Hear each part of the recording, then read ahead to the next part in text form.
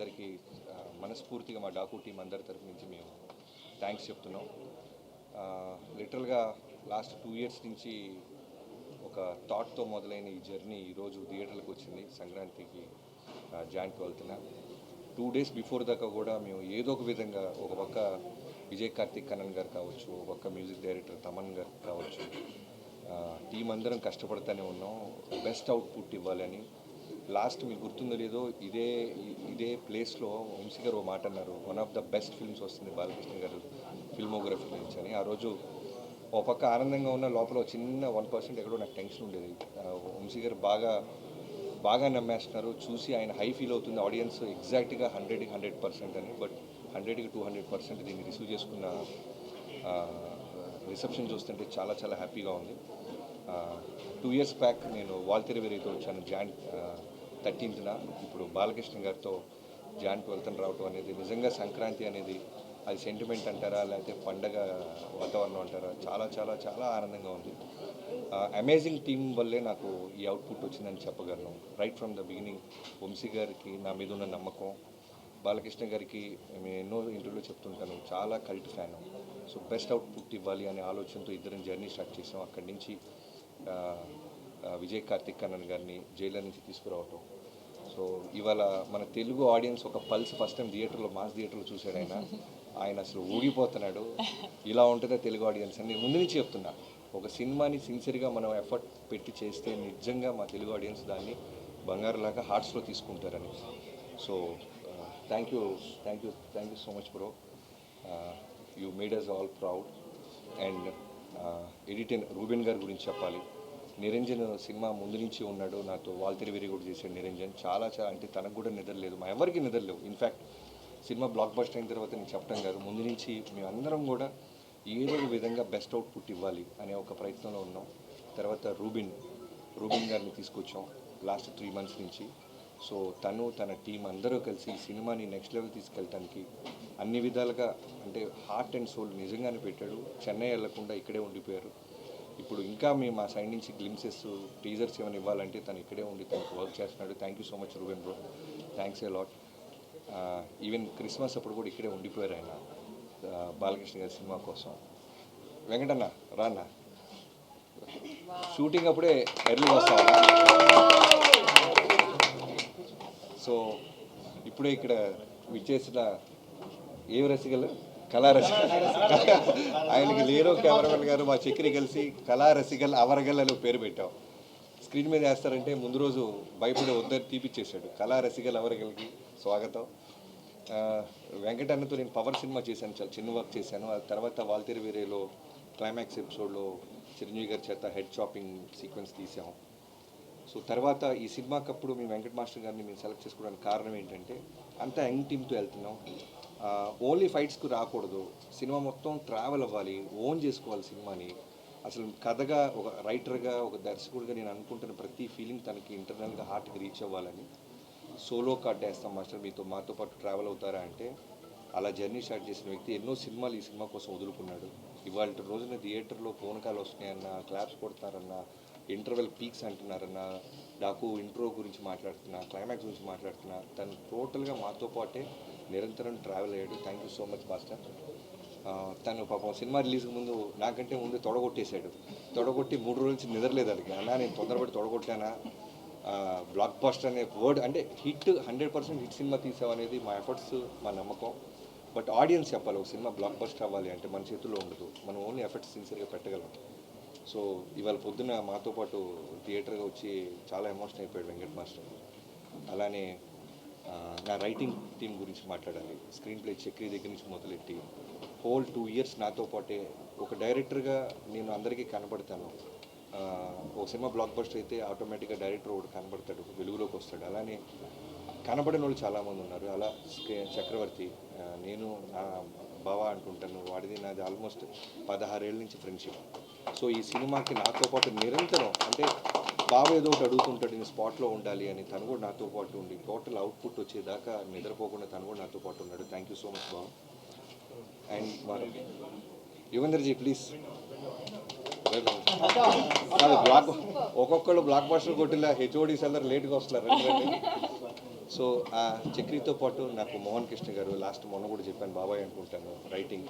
So Balakrishna గారితో పాటు ఉంటూ ప్రతి డైలాగ్లోనూ ప్రతి దాంట్లోనూ ఆయనతో బాగా ట్రావెల్ అవుతూ మాకు చాలా మంచి అవుట్పుట్ వచ్చేలాగా. నాకు జనరల్ రైటింగ్ టీం ఎలా ఉంటారంటే ఓన్లీ రాసుకొని డైరెక్షన్ వెళ్ళిన తర్వాత వెళ్ళిపోయేవారు. బికాజ్ నేను బేసిక్గా రైటర్ అవటం వల్ల వీళ్ళందరూ నేను నా వైఫ్ కిడ్ కన్నా నేను వీళ్ళతో ఎక్కువ స్పెండ్ చేసి ఉంటాయి 2 ఇయర్స్. సంక్రాంతులు, క్రిస్మస్లు, దసరా, దీపావళి అన్నీ వీళ్ళతోనే.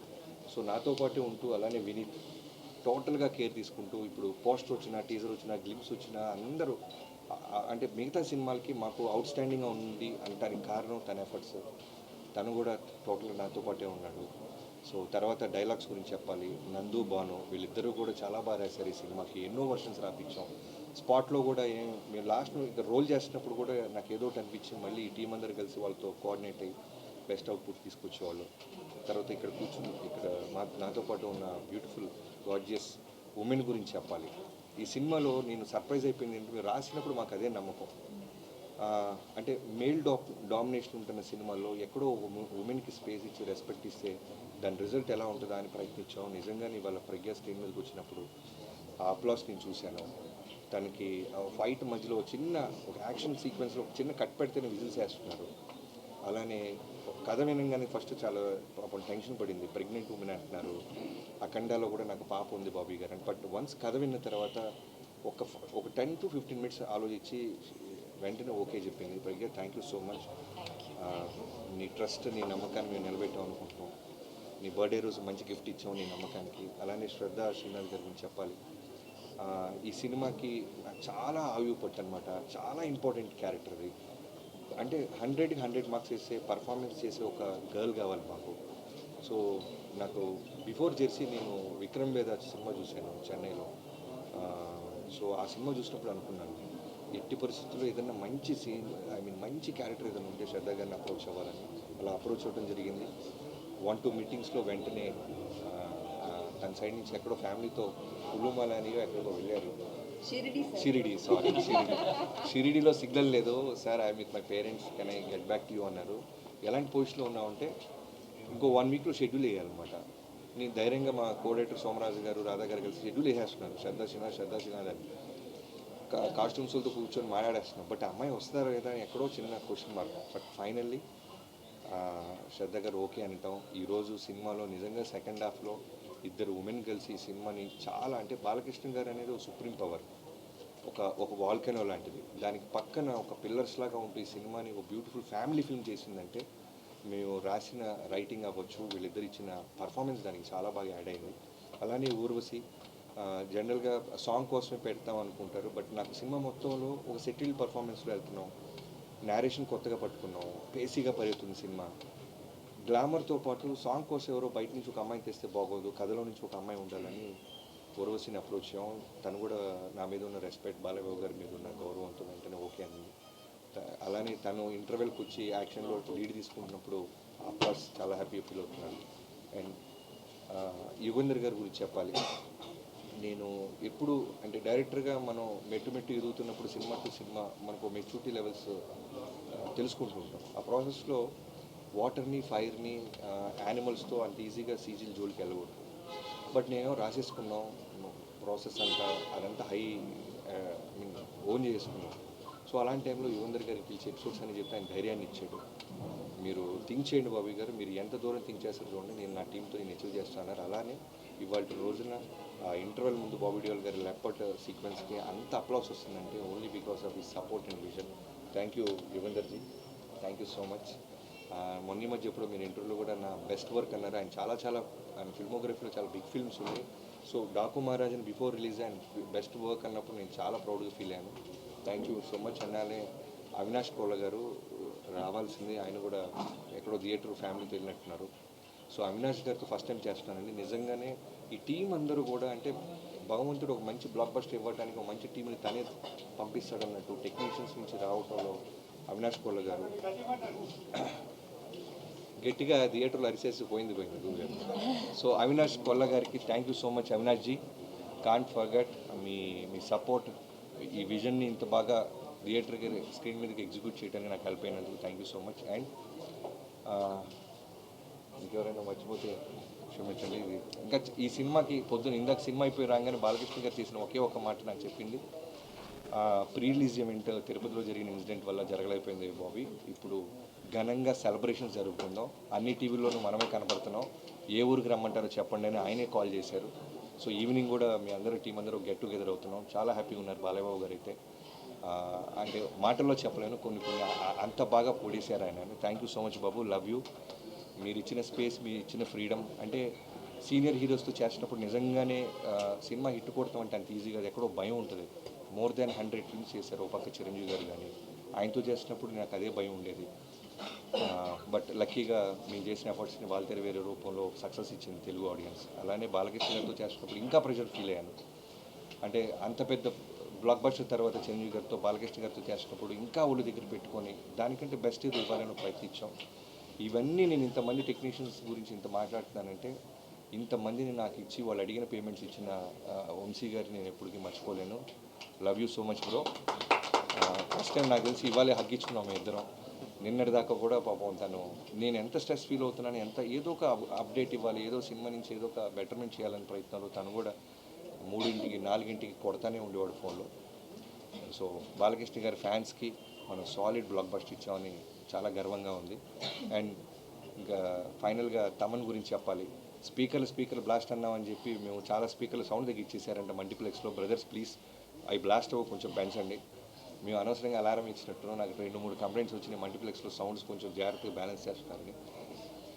Thank you so much darling Thaman, can't forget this. అంటే ఇంత పెద్ద విజయంలో నువ్వు one of the main pillar అవటం నేను మర్చిపోలేను. మనం ప్రీవియస్ 2 సినిమాలు చేసాం, బట్ ఈ సినిమా అనేది మనం అందరం కలిసి ఒకటే గోల్, బుల్ సైడ్ కొట్టాలనుకున్నాం. ఆడియన్స్ దాన్ని రెస్పెక్ట్ ఇచ్చి మనల్ని ఆదరించినందుకు థ్యాంక్ యూ సో మచ్. అందరికీ మకర సంక్రాంతి శుభాకాంక్షలు. Thank you so much.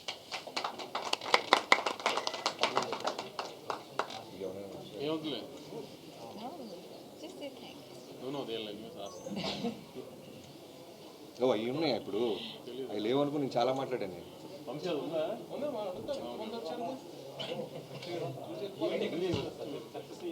Vamsi గారు ఈవెంట్ ఎక్కడ చేస్తున్నాం మనం? అనంతపురే. మొన్న ఫ్యాన్స్ కానీ అందరూ బాగా ప్రిపేర్ అయి ఉన్నారు. మొన్న అనుకోకుండా క్యాన్సిల్ చేశాం కదా, సో ఈ వీక్లో అనంతపురంలోనే ప్లాన్ చేస్తాం సక్సెస్.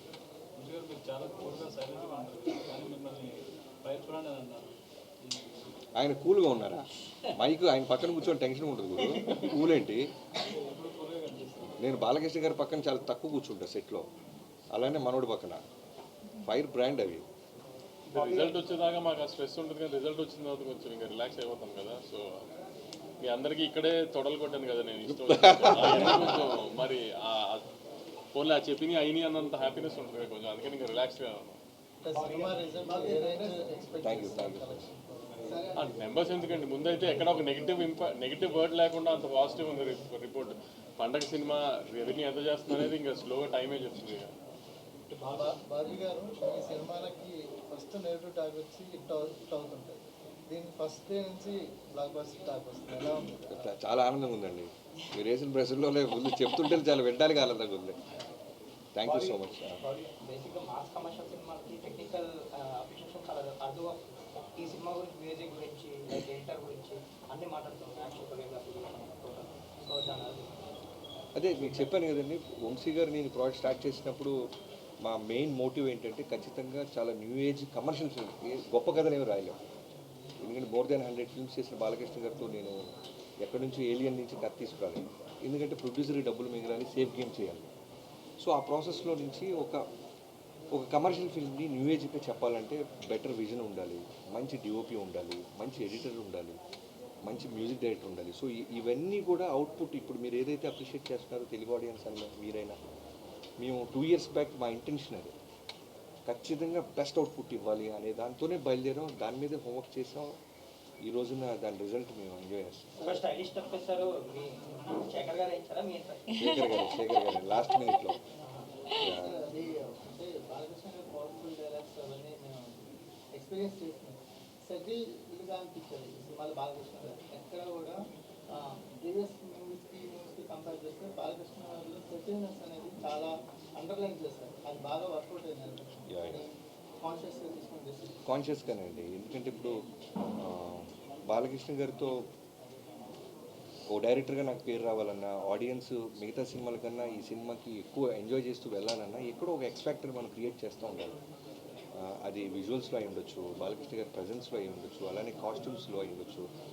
కాస్ట్యూమ్స్ ఇంతమంది పోతున్నారంటే హర్ష అని మా కాస్ట్యూమ్ స్టైలిష్ ఉన్నారు, తను కూడా తన టీంతో పాటు రోజు ఉండి బాలకృష్ణ గారిని కంఫర్టబుల్గా చూసుకుంటూ, బాలకృష్ణ గారు దేని మీద అందంగా ఉంటారు. ఎందుకంటే వన్స్ మనం ఏదైనా వేసామంటే దానికి ఒకసారి ఫిక్స్ అయిపోతారు బాలకృష్ణ గారు లాంటి సీనియర్ హీరోస్. సో ఆయన ఒంటి మీదకి వెళ్ళడానికి ముందే మేము చాలా హోంవర్క్ చేసాము.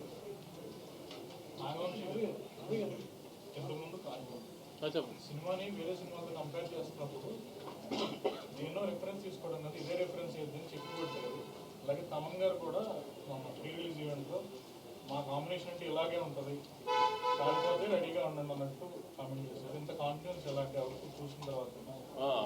ఒకసారి ఫస్ట్ ఒక రఫ్ ఎడిట్ వేసిన తర్వాత తమన్కి స్కోర్కి సినిమా వెళ్ళిన తర్వాత రఫ్ స్కోర్ జరుగుతున్నప్పుడు రీల్ వైజ్ చెక్ చేసుకుంటూ ఉన్నాము. ఆ రీల్ వైజ్ చెక్ చేస్తున్నప్పుడే మాకు అర్థమైపోయింది ఇప్పుడు ఏదైతే బ్లాగ్స్ గురించి ఆడియన్స్ మాట్లాడుతున్నారో ఆ బ్లాగ్స్ అన్ని 4 months బ్యాకే నాకు చూపించారు బాబీ. సో అప్పటి నుంచి నాకు తమన్కి ఆ గట్టి నమ్మకం వచ్చేసింది, ఇది తగులుతుంది గట్టిగా అని. సో కానీ ప్రాసెస్లో మీ made it even better. Cinema ఇచ్చారని అంత స్పేస్లో కూడా మాట్లాడారు, ఎలా అనిపించింది? ఫస్ట్ ఎప్పుడైనా ఇట్లాంటి మాస్ హీరోస్తో చేసినప్పుడు ఫ్యాన్స్ని సాటిస్ఫై చేయడమే కదా మెయిన్ టార్గెట్. వాళ్ళు హ్యాపీగా ఉన్నారు. మీకు కట్అవుట్ కూడా పెట్టారు. ఒక ఫ్యాన్ బాయ్కి ఐ మీన్ అంత మంచి అప్లాజ్. అదే మనం మాస్ సినిమా తీసినప్పుడు ముందు అప్రిషియేషన్ రావాల్సిందే ఫ్యాన్స్ దగ్గర నుంచి. సో ఫస్ట్ అది వచ్చేస్తే వెరీ హ్యాపీ, దాని తర్వాత జనరల్ పబ్లిక్ ఇంకా స్లోగా. ఫ్యాన్స్ అయితే సినిమాకి అంటే పొట్టేలు కొట్టి రక్తాభిషేకం చేస్తూ వీడియోస్ వచ్చాయి. సో ఒకప్పుడు బాలకృష్ణ గారి సినిమా అంటే బీగోపాల్ తర్వాత ఇప్పుడు అదే కాంబినేషన్లో అదే సిరీస్లో బాబీ కూడా జాబితాలో చేయడం, బాలయ్యతో వర్కౌట్ అయ్యే సినిమాలు ఏదైతే ఉంటాడు పక్కగా అంటే బాబీకి సో దానికోసం రావడం అనేది యా చాలా ఆనందంగా ఉందండి. థ్యాంక్స్ మీరు ఆడియన్స్ నుంచి అంత మంచి మాట నాకు చేరేసింది. నేను మీరు అన్న కాంబినేషన్ బాలయ్య గారిది, బోయపాటి గారిది, అలానే దానికంటే ముందు బీగోపాల్ గారి నేను గుంటూరులో చూసేవాడిని. లైక్ నరసింహనాయుడు అయి ఉండొచ్చు, సమరసింహారెడ్డి అయి ఉండొచ్చు, అలానే వినాయక్ గారిది చెన్నకేశ్వర రెడ్డి, బాలకృష్ణ గారి కాంబినేషన్ నాకు తెలుసు. దాంట్లో ఎలా అంటే నాకు ఇవాళకి గుర్తు వినాయక్ గారికి బాలకృష్ణ గారితో ఫస్ట్ సినిమా అది. సినిమా అంతా అయిన తర్వాత రోలింగ్ టైటిల్స్లో వినాయక్ గారు కనపడంగానే థియేటర్ విజిల్స్ వేసింది. సో ఒక బాలకృష్ణ గారు లాంటి ఒక ఎక్స్ట్రాడినరీ ఎనర్జీ సోల్తో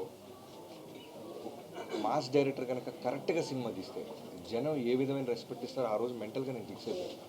సో మనకు బాలకృష్ణ గారు దొరికినప్పుడు ఖచ్చితంగా అది మనం తీసుకోవాలని అనిపించింది. సో నా మోటివ్, నా ఇంటెన్షన్ పాజిటివ్ అవడం వల్ల బాగుంటుంది, దాన్ని మళ్ళీ నాకు తిరిగి ఇచ్చాను.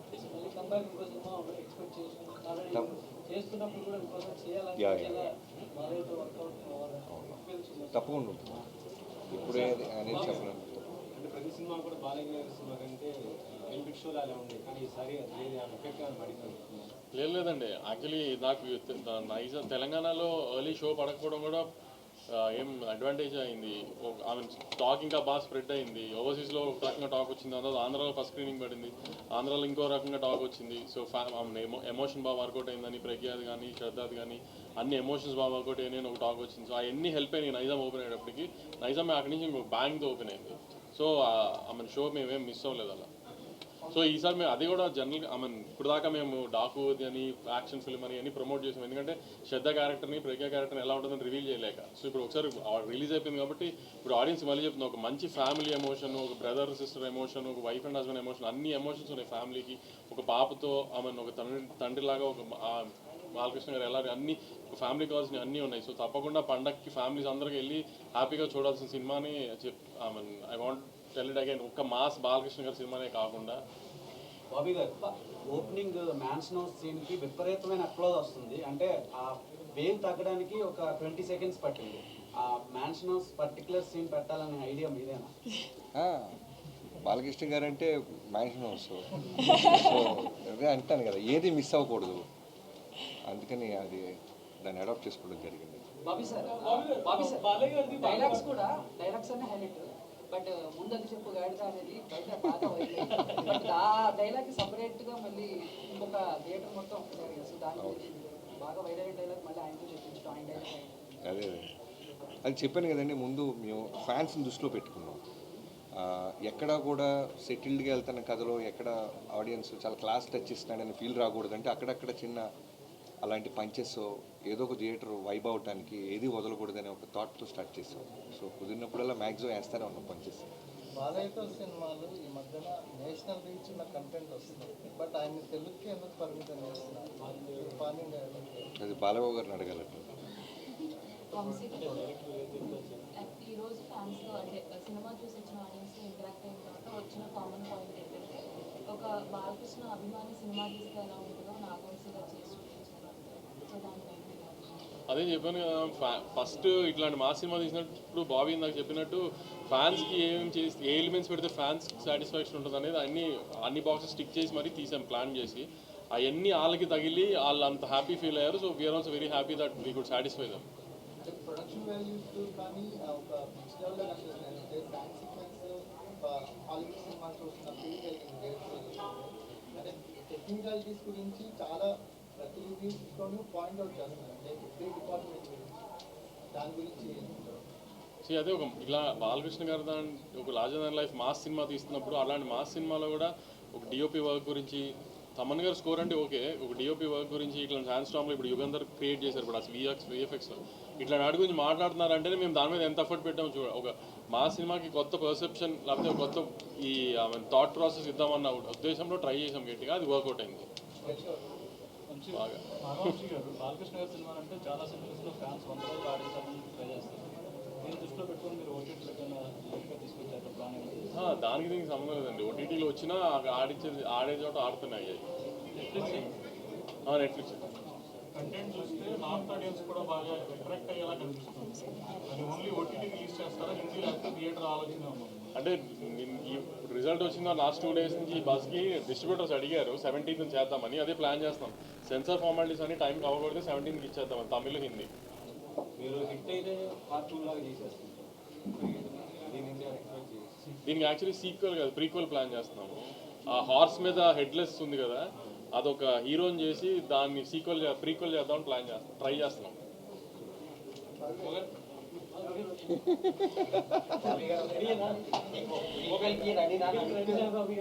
నేను చెప్తే ఆయన హై ఫీల్ అయ్యారు, ఆయన రెడీ అయిపోయారు.